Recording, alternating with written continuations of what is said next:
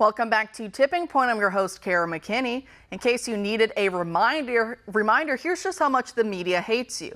Listen to CNN's Aaron Burnett using former Trump advisor Steve Bannon as the stand-in for all of us dumb rubes and cult members who need to be deprogrammed. Burnett can't even hide her gleeful smile while salivating over the possibility of where Steve Bannon will be locked up for his 4-month prison sentence beginning next month. Watch. Breaking news, Steve Bannon denied his request for the so-called Club Fed when he's forced to report to prison.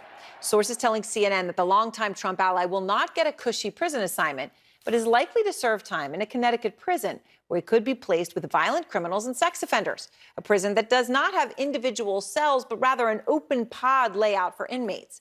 And CNN is learning tonight that there is also a chance Bannon could be sent to New York City's infamous Rikers Island.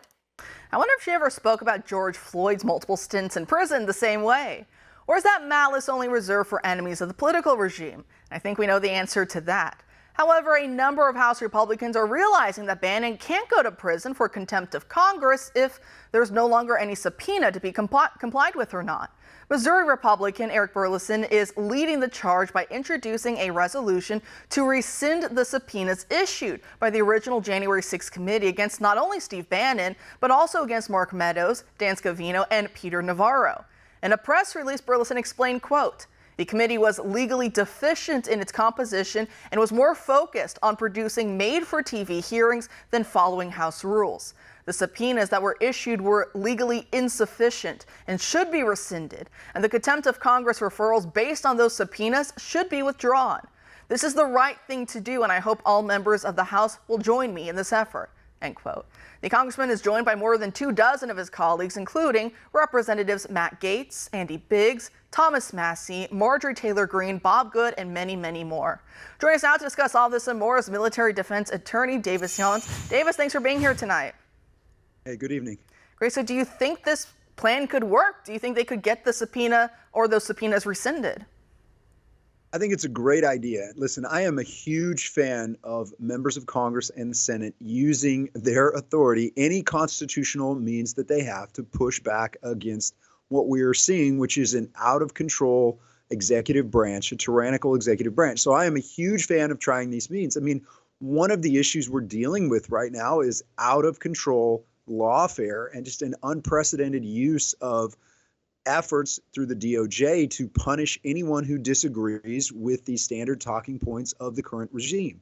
So I'm a huge fan of doing this. And from a legal perspective, I think there is a sound basis to argue if the original subpoena is found to be invalid and there is no valid contempt proceeding, then there was nothing to turn over to the Department of Justice and there was no basis for a prosecution. So I think this is important. I think it's also important that they do it while his appeal is pending, before he is to report to prison to serve his sentence, because it will be another issue for the judge to have to take up on appeal. So I think timing is important here as well.